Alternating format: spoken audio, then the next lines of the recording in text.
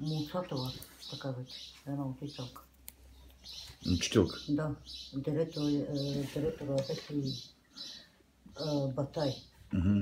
И какви крави гледахте? Там, да, ти кравите гледам.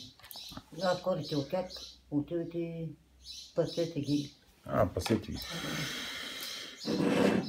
Добре. Добре.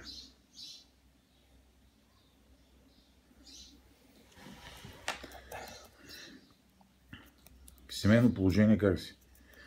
Едно неумислено. Деца нещо? Деца имам. Аз съм ги оправила, една жената ги гледа. Значи Майя ги няма и Йони. Една жената го гледа. Колко големи са децата? Едното на 7 години. Първи клас. А ти си на колко? На 43? Да. А другото? Другото го няма. Една жена, друга го гледа. Друга жена го гледа. Да. Добре. Добре. Изчакай отвънка.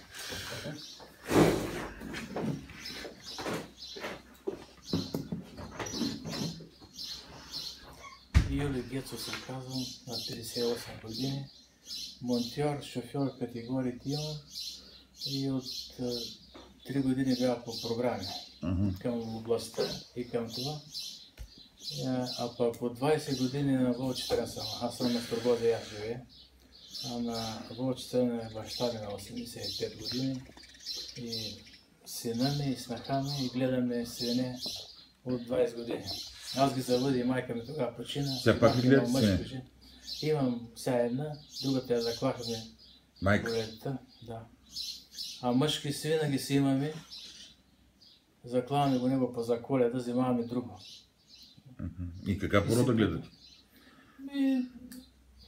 Ландрите, ето. Ландрите?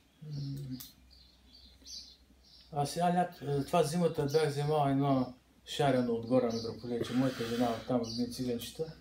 И те двете бяха женски, обаче баща ми взема мъжкото да имаме за разплод. За тамазлък. И оной го продаде и се остави другото по-малкото. И до колко раждат? По 12-13.